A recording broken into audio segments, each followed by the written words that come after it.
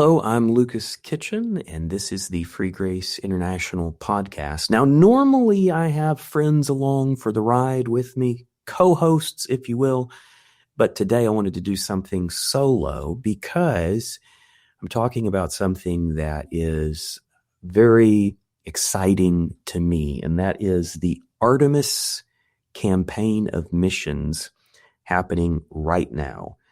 So in the last few days, I've gone out and looked up at the moon, and I've thought about these 4 astronauts who are on the Artemis 2 mission.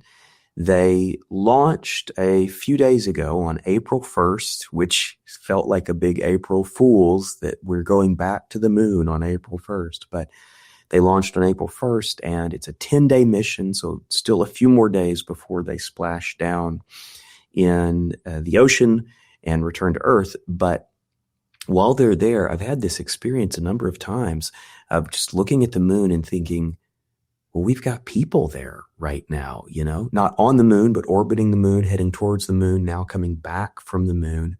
And it's surreal. It's surreal to be living in a moment in history where we're doing this thing again, and we're doing it different than the Apollo missions. So that's what I want to talk about today, but I want to take a specific angle on it, a faith-related angle, and you may be surprised at what we have to talk about in this episode. But before we do that, I want to just give some basic information on the mission so you have a general sense of what is going on. So on April 1st, my family and I, we often watch rocket launches. It's just one of the things that we like to do. And so we watched the rocket launch live. It was about at dinner time, so we were sitting there. We postponed dinner actually to watch it. And I find myself often in these rocket launches actually being emotional, feeling emotional and tearing up a little bit if it's a pretty monumental one. And this one is. And so the 4 astronauts, they climbed on top of that huge candle and lit it. And they started climbing into the sky at, thousands of miles an hour. And so that was April 1st. So on April 6th, there's just some basic info here. On April 6th, the crew broke the record for the farthest distance ever traveled in space. Well, at least that we're aware of.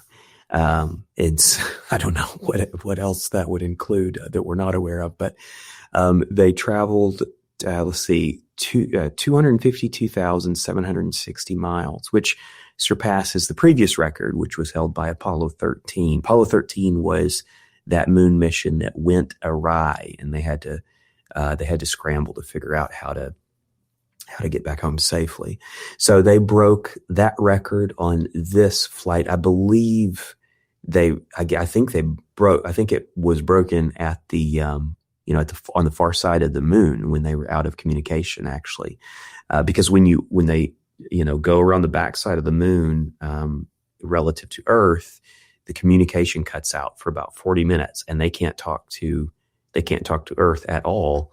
And so they're kind of on their own. And so during that period, while they're back there, they broke that record, which is pretty exciting. So the mission goal, we say, well, we've been to the moon. Why are we going again? Well, the goal is to eventually do surface landings, to land on the moon again. And this mission, Artemis 2, that's going on right now, is kind of a shakedown cruise, I guess you could call it. It's kind of a test mission to test out this new system, the SLS, the Space Launch System, and the Orion space capsule. It's the first time we've had humans flying in it and in space, and so they're testing things out to see if it works well, and if all goes well in future subsequent missions, they will actually land on the moon. The hope is that the next mission they'll test the lander. So it's going to be a few years away, but that's the plan. So they're testing all, the life support, the communication, the radiation shielding, which is obviously a big deal. So their hope is that everything, all the data they get, they're able to, better prepare for the next missions.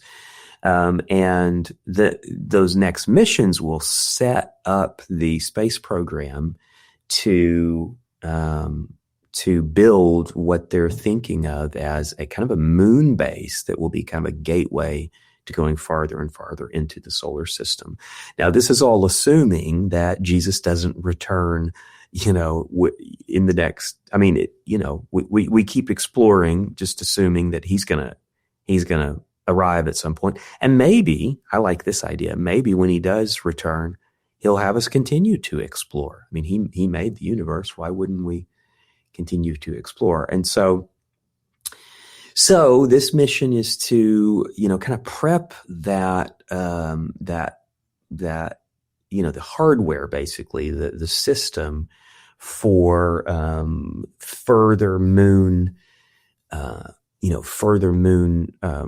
projects, getting stuff on the moon. Now, I will say, the idea of getting people to Mars, we talk about it as if it's just going to be easy and it's just like the next step, but it's not the next first step.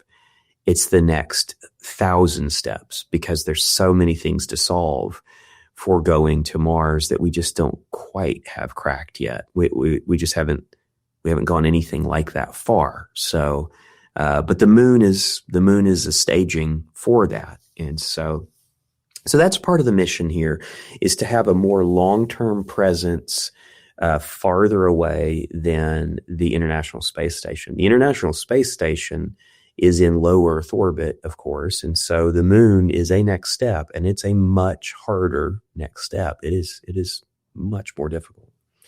So that's kind of the basics. And again, you may be thinking, well, what does this have to do with faith? Well, there's actually a number of Christian interest, I'll call them story points, with this mission, but just the space missions in general.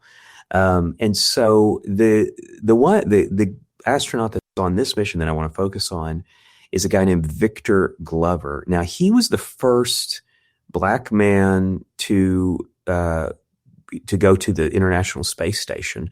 He'll also be the first to visit the moon. It's not going to step foot on the moon in this mission, but first to visit the moon. And this guy he's incredibly impressive on a lot of fronts. But the thing that's interesting to me, I mean, all astronauts are the best of the best, right? I mean, they are cream of the crop. We send our absolute best into space. But Glover is in particular interest to me because of his faith. He's actually an outspoken Christian, and he's made some very faith-based comments during this mission, and also while he was on the International Space Station. And so I just want to talk about some of those, because I know that for a lot of people, they hear about space flight and science-y related stuff, and they think it's all just godless people, people that are atheists. And but Victor Glover and a number of others are they really stand against that. They show that that's not really the case. So in terms of Victor Glover, he's the pilot on this mission, and he is a long-term member of an evangelical church. He's been highly vocal about how, and this is a quote from him, that his career is fed by his faith. And for some, that may just feel like kind of generalized talk, like you hear sports athletes, talking about their faith. It's all very general. But Victor is a bit more specific about some things. I've got a few quotes here that I want to share with you. In adapting a famous military phrase, he was recorded as kind of talking about the awe and the terror that you experience in space flight. And he said, in the military, there's a saying that there are no atheists in foxholes. There aren't any on top of rockets either. Close quote. I like that because, I mean, he's acknowledging that, the fear, and also just the awe that you experience in space flight is, it points you toward those more spiritual and eternal things that you're thinking about. Partially, I'm assuming, because you're thinking about death. You're thinking about this thing very possibly could kill me. And I've heard, I watched a documentary a while back about just from some astronauts who had been on the International Space Station. And they said something interesting. It was basically that when you see the Earth, there's kind of this overview phenomenon that happens for humans when you get into orbit and you see the Earth. It is a kind of religious experience. And even those who are not religious, there's something about it that has a religious nature to it. And so for those who are Christians to start off with, well, you can imagine what kind of experience they're having. But even those that aren't, it's it kind of becomes that. So Glover has said other things though that are much more specific. And by the way, one source said that Victor Glover has been a Sunday school teacher in his in his church for years. I don't know if he currently does. I don't think he currently does that, but I don't know. Well, he's not doing it right now. At least not this Sunday. But he's been a Sunday school teacher. And I love that idea because, like, if I had an astronaut for a Sunday school teacher, of course we talk about the Bible, but I would have a bazillion questions about, space flight and all that kind of thing. So that's kind of a neat angle. So and I don't know what the context for this quote is, but he was speaking at a church. He was speaking at a church in Texas, and he went past kind of that concept of like just spiritual awe in that last quote. And he said this is a direct quote. He said, quote, "We have a sin nature and we need Jesus. Jesus is that bridge that spans sin and gives us a chance of going to heaven." Close quote. So that's a direct quote from one of the guys that's in space. He believes in sin nature. He believes that we need Jesus. He believes that Jesus is the way that we're saved. It's interesting how he puts it. He says that Jesus is that bridge that spans sin and gives us a chance of going to heaven. I think I'm going to take a guess here. I think what he's saying is that apart from Jesus, you don't have a chance. I think that's the idea. Now, I doubt that Victor Glover is free grace. I would assume that he may lean a different way just because so many people do. And I believe he has a Church of Christ background. And so he may have a bit of a different perspective on, the tenets of the salvation, the terms of the gospel. But here's a guy who believes in Jesus and is committed to the Lord and talks about it, talks about it publicly. Another data point, and I don't have a quote on this, but on the International Space Station, he did, I can't remember the number. I think it was something like 168 days on the International Space Station. It was a long time. And he specifically wanted to be able to do communion while he was there. And so he wanted to be able to continue his worship practices on the International Space Station. So that's an interesting idea that you probably hadn't thought of, is like there's I'll call them missionaries. There's astronauts on the International Space Station, and when you have an astronaut who's religious, they're doing religious things on the International Space Station. And same with Same with this Artemis mission, because this mission actually spanned Easter. They were up during Easter, and so Glover was actually, he was asked something. I saw a video of, he was asked about it being Easter, and he had a couple of comments, made mention of the earth being created and it being this place where we ought to have unity and things like that.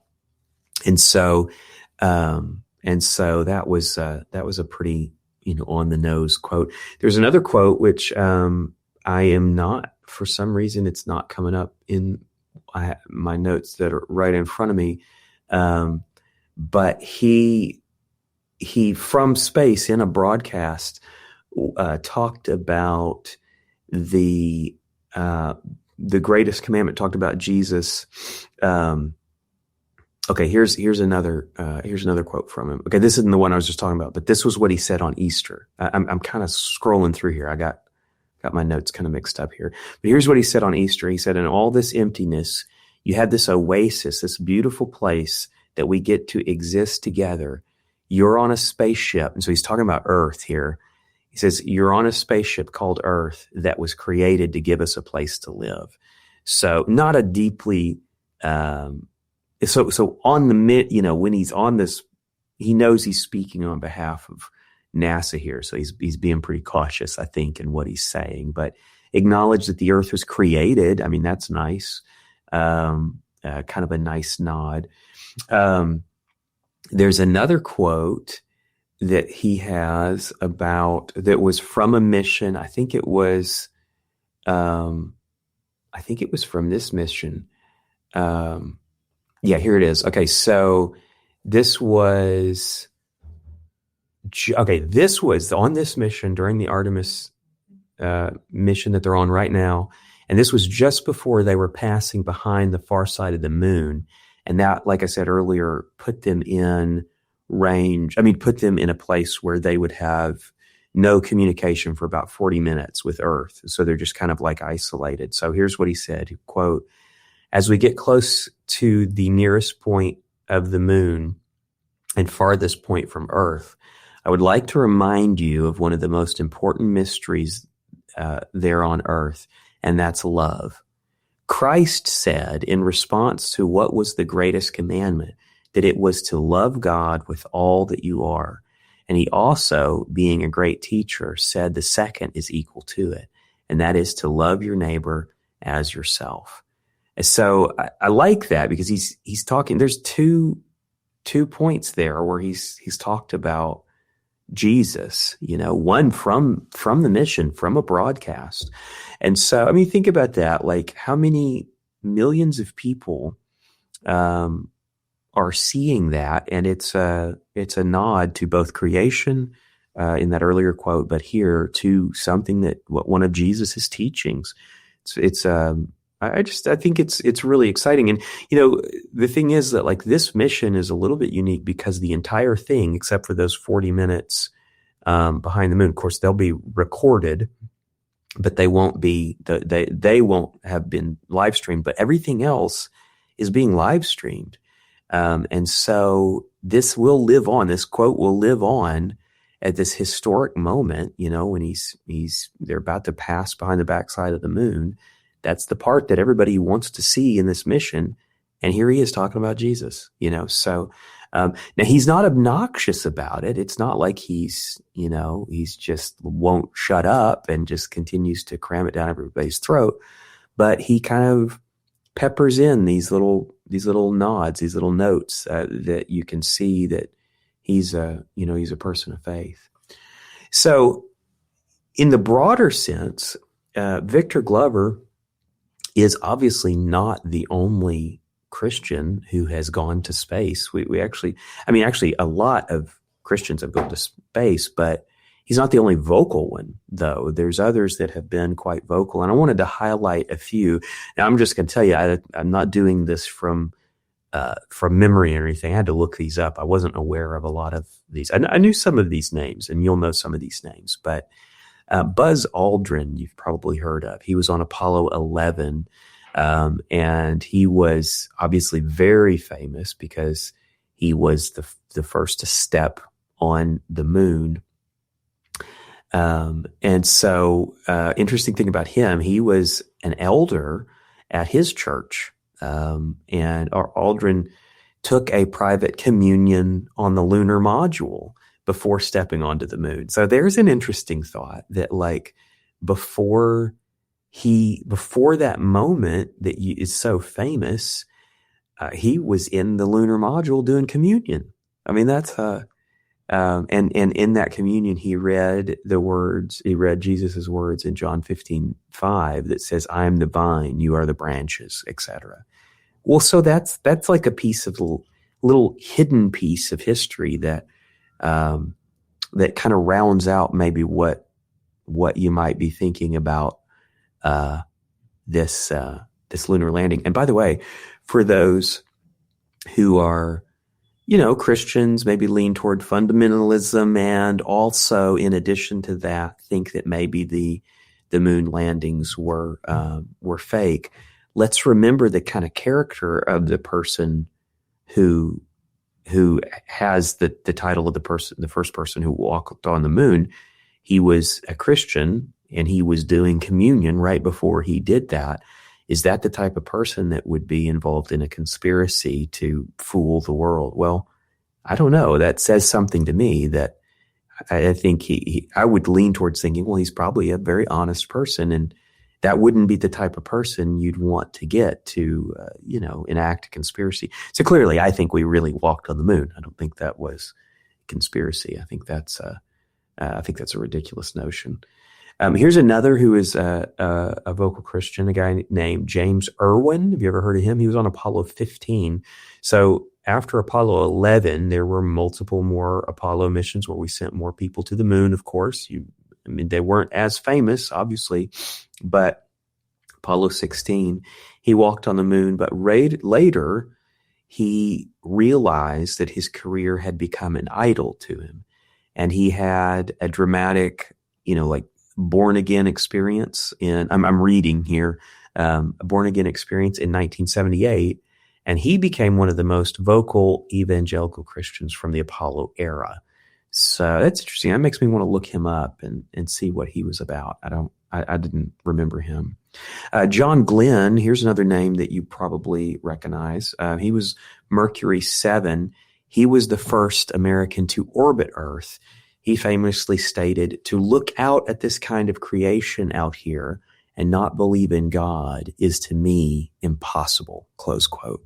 Like that. That's that concept of, like, it's just hard to be atheist when you have that overview phenomenon, when you see the earth from up high.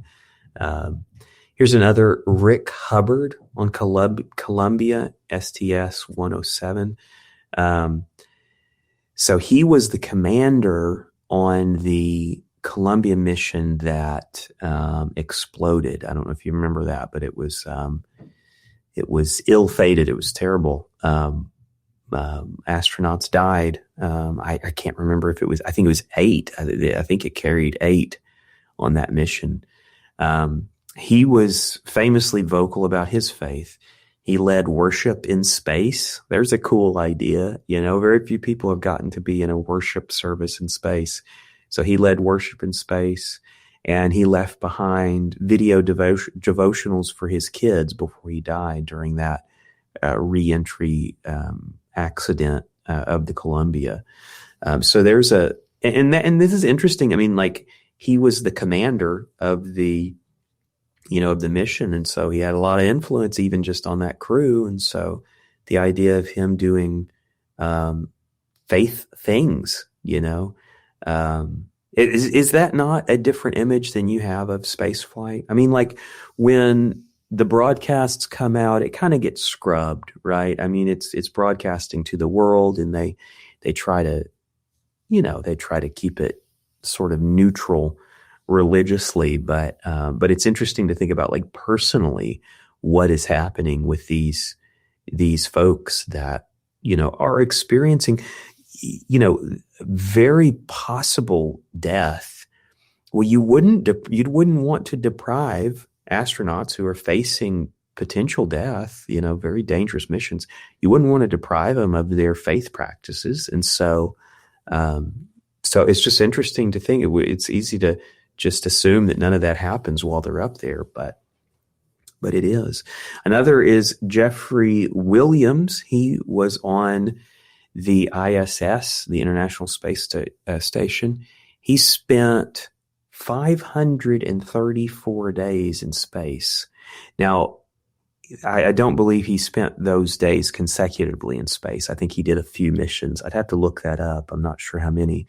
The longest that anyone spent in space, at least the last time I checked, it was about a year, and it was an astronaut by last name Kelly. Can't recall his first name, but it was a little over a year, a little under a year, something like that. But that's pretty crazy. Think about you spending a year in no gravity. Anyway, Jeffrey Williams, 534 days in space, and wrote a book titled "The Works of His Hands: A View of God's Creation from Space." It explicitly details how his scientific work as an astronaut reinforced his biblical worldview. Oh, that's cool. That'd be an interesting book to read. I haven't read that, so I'm not endorsing it, but that might be a neat one to try. Jeffrey Williams was his name. Another Christian religious, but not evangelical, was Michael Hopkins on the ISS. It was Catholic. Hopkins received special permission to bring a pikes containing the Eucharist to the International Space Station, taking communion weekly in orbit. Apparently, Victor Glover, who we talked about, did a similar thing and was doing communion on the International Space Station when he was there. So I don't know. It's just a different image to me, and it's valuable to remember that this thing that we're doing in space has real people who have real faith. Now, no doubt there are non-Christian astronauts, and there may be even atheist astronauts, but there are definitely Christians who are right up there in the middle of it. It'd be interesting to actually ask: are there any? I'll type this in right now. Are there any atheist astronauts? Because, I mean, as Victor Glover said, it probably is kind of hard to not have some type of at least pseudo, religious experience. I wrote a book a while back that I've talked about a lot. It's called Missionary to Mars. It's fiction, but it's kind of a love letter to my interest in space exploration, but also it's a faith-based story. Of course, it's a Christian sci-fi book. And one of my premises was that, in this hypothetical fictional future, that as the solar system gets colonized, if that's going to happen, I don't know if it'll happen, but if it did, there's kind of this assumption that aren't a lot of the scientists that would go out atheist? Well, I'm actually thinking maybe that's not as reasonable. Maybe it's not so reasonable to think that those that are heading out into space are atheists so much. Okay, let's see. I looked up, have there been any atheist astronauts? It says, yes, there have been several. Here are a few notable examples. German Titov from the Soviet Union. Okay, that tracks. I mean, Soviet Union was kind of trying to enforce atheism. Christer Fuglesang was a Swedish physicist and European Space Agency astronaut who flew on 2 space shuttle missions. He's a prominent member of Swedish Skeptics Association, openly identifies as an atheist. Okay, but Swedish, so not American, but I mean astronaut, I suppose. Oh, European Space Station. European Space Agency. So, let's see. Rusty Schwerkart, the American astronaut who flew on Apollo 9, was an atheist during his selection, though he officially listed no religion preference at the time to avoid controversy. Okay, that's interesting. So he was an atheist. I wonder whatever happened to him if he became a believer. That'd be interesting to find out. So he was on Apollo 9. That was Apollo 9. Was that one of the orbital missions? I can't remember. 11 was where they first landed on the moon. But let's see. Did Rusty become a believer later? Let's find out. Because it's interesting to me to think like there's an experiment. You have an atheist who goes to space. Did the experience shift his thinking? Because you can imagine how it might to see things from such a view. Let's see. Okay, it says that Rusty experienced a profound spiritual shift during his spacewalk. It wasn't a conversion to traditional Christianity. Instead, he embraced transcendental meditation and a broader cosmic spirituality focused on the interconnectedness of the universe and what was later termed the overview effect. Well, yeah, there's that thing I was talking about. Okay, so that's interesting. This is a valuable thing to note, is that it's not a given that someone turns to Jesus just because they go to space. I mean, and I don't think anybody was saying that. I don't think anybody's implying that. He had an experience that led him probably to search for something deeper. And I guess what he found was, well, it wasn't Jesus, I suppose. Oh, Charlie Duke is another. My notes left him off.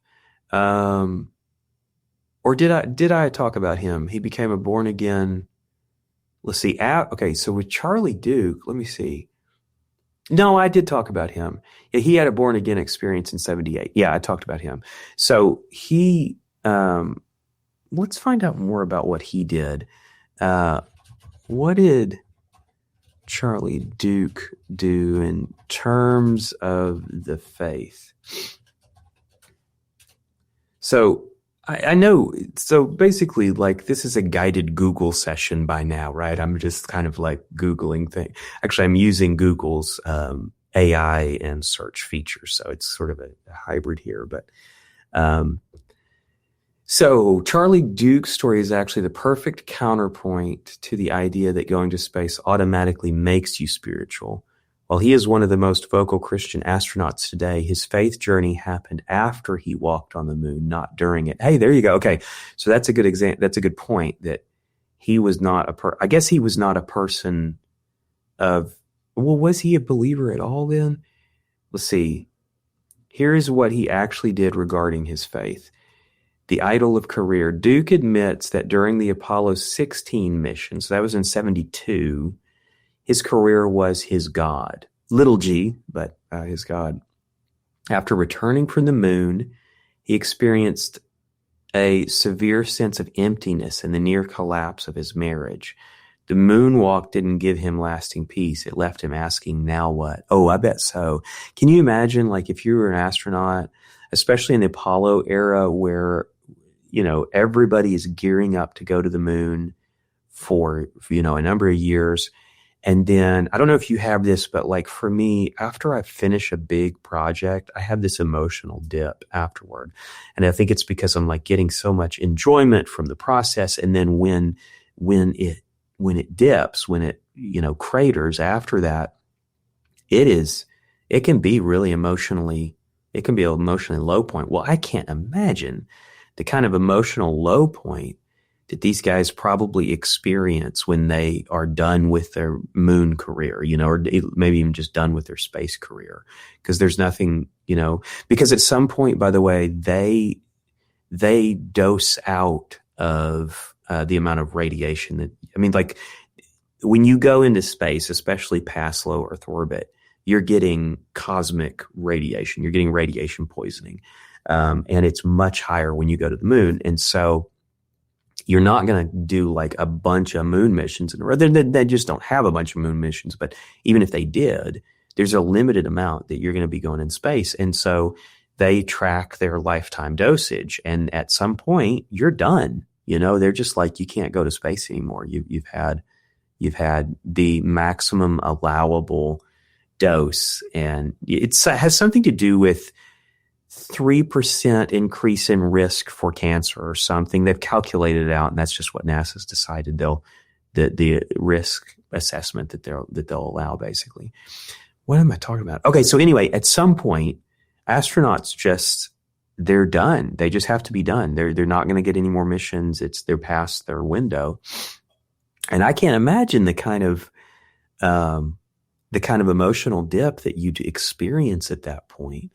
And so I guess for Charlie Duke, maybe he was feeling that, kind of that now what sort of experience. So in 1978, his wife Dottie became a Christian. Oh, okay. She became a Christian in 76. So 2 years before Charlie did. Oh, interesting. It says his wife, Dottie, became a Christian first in 1976, which stabilized their marriage. I guess their marriage was struggling. I think I read that previously. 2 years later, in 1978, Duke attended a Bible study and gave his life to Christ. Ooh, that's interesting. I wonder where that was. Let's see. Duke's ministry for Christ. He eventually founded a ministry, traveling globally to speak about his faith and ministering in prisons, churches, and overseas. Oh, dude, that's rad. So he goes to space. Well, he's kind of like the space missionary. I should study this guy more. I don't know much about this guy. I've heard his name, but I don't know much about this guy. He eventually founded a ministry, traveling globally to. Okay, I read that already. Yeah. Okay, so he traveled. Spoke the core message. His most famous speaking point directly challenges the space awe narrative. He frequently says, "My walk on the moon lasted 3 days, but my walk with God will last forever." Oh, that's cool. Oh, I like this guy. I need to find out more about this guy. Hey, if you guys know anything about Charlie Duke, send me a message. I'd like to hear what you know about him. So I don't know. I'm not endorsing the guy. I don't know what his theology was. I don't know anything about him, but just the idea that basically after walking on the moon, he gave his life to ministry. I mean, that's pretty cool. It makes it sound like here that the evidence that kind of won him over was how it changed his marriage. That his marriage shifted, and maybe that made him more open. I'd like to know what the Bible study was.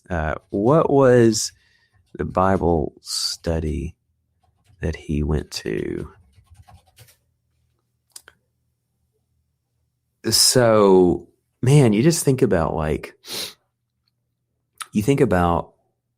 the experiences he had in his life. You would think that the guy that walks on the moon, the greatest single experience in his life would be walking on the moon. And maybe physically it was, right? But the idea that he would give his life to not talk about walking on the moon so much as to talk about Jesus. I'm sure he talked about walking on the moon when he would speak. How do you not bring that up? Like, I went and spoke to a group and I forgot to mention that, hey, I'm one of the very few people that has been on the moon. Okay, so the Bible study, he didn't name a specific theological curriculum or famous study series. He actually gave his life to Christ in April 1978 after attending a weekend Bible study hosted at a local tennis club in New Braunfels, Texas. Oh, cool. That's, a few hours away from us. But his wife, Dottie, had become a Christian a few years prior. Yeah, we saw that through a program at their church called Faith Alive. Watching her change is what eventually led him to that tennis club study, where he finally prayed in the front seat of his car afterward to surrender his life. How cool. So this is using, like surrender his life and give his life to Christ those are not quite free grace terms, but I'm just using Google here to try to piece this together. Well, anyway, that's okay. That was kind of an interesting. So from Victor Glover to other astronauts to Charlie Duke, we kind of landed on Charlie Duke. I wish I would have known up front to study Charlie Duke a little bit more, because I would have had more notes on him, and maybe we could have made it more about him. But maybe I'll study him, and if I find out something interesting, I'll circle back. Maybe we can do another one of these. Hey, if you like science-related podcasts, by the way, I'm not a scientist. I'm just kind of an enthusiast. I like this sort of stuff. But if you like science-related content from a Christian perspective, let us know. Maybe we could find more people that are actually qualified to talk about this stuff. An enthusiast is fine, but it'd be cool to actually, maybe I could interview some scientists or something who are believers. I'm a big fan of, rather than running from science, from the sciences and trying to encourage people to ignore the sciences or avoid them. I'm a big fan of just focusing on how faith integrates into science and how science integrates into faith. I mean, if all truth is God's truth and all creation is God's creation and science is the study of said creation, then we're studying what God did, whether some motivated parties admit it or not. It's what's going on. And so the open heart and the open mind who studies creation, I think that leads them to God. The people who study creation and stubbornly refuse to acknowledge a creator, I think what's going on is they're just not open-minded. They're not open-hearted. Sort of maybe like Charlie Duke and that other astronaut whom I can't remember his name now, who had space experiences, but it didn't immediately lead them to Christ. Of course, who's to say that walking on the moon didn't play a huge part in Charlie Duke actually coming to Christ eventually? I don't know. But anyway, I just think the science and faith can be integrated. And for me, it doesn't feel difficult. It doesn't feel difficult. I think a lot of it has to do with being flexible on certain subjects that aren't my main thing. I'm pretty flexible when it comes to science. What I'm not flexible on is just the fact that God did it. Whatever it is, God did it. He left his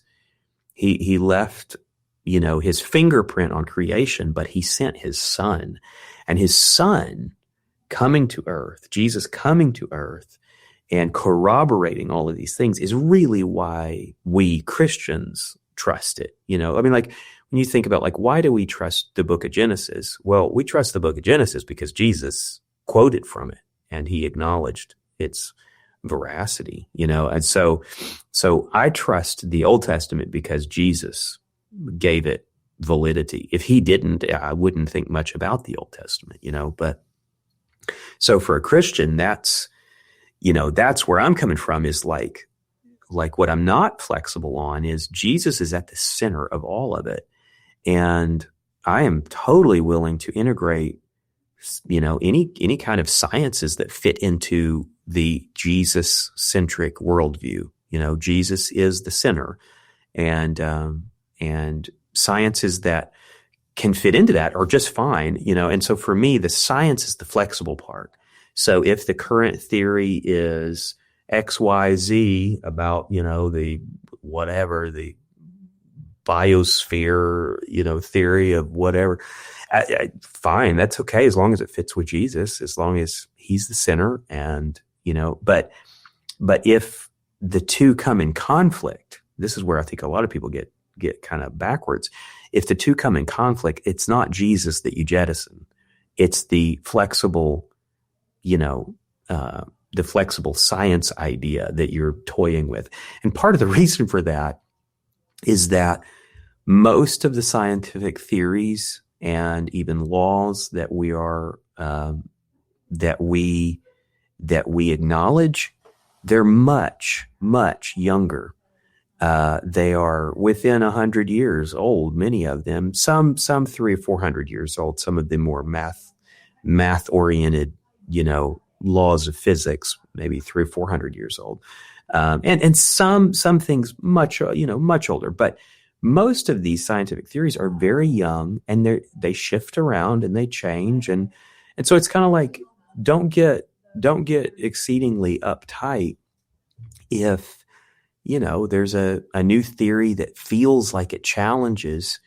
These theories come and go, and ultimately, I'm just confident that the more truth we gain, even through the sciences, the more it points to the Lord, the more it points to a creator, the more it points to Jesus. And so I keep my ear to the ground on these things, and I don't encounter things that I think contradict God as the creator. So it's where I stand on it. I feel really confident. And so I guess that's a piece of what I want. That's a piece of what I want to help people with. It's not the main thing for me, obviously, but I have noticed that a lot of times when people struggle with the faith, one of the things they mention is that they came from a very rigid kind of anti-science background. And I don't really care all that much how interested people are in science. What I care about is how interested they are in Jesus.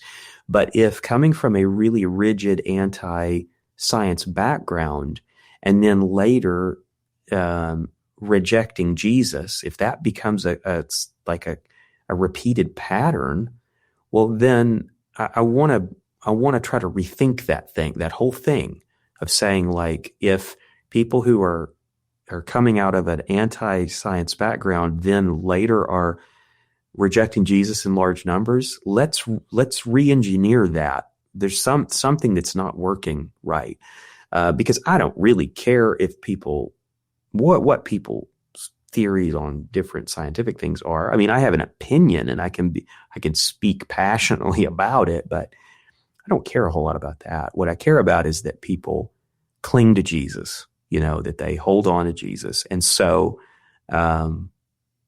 anyway, I'm just kind of rambling, but I often ramble, so I guess that's okay.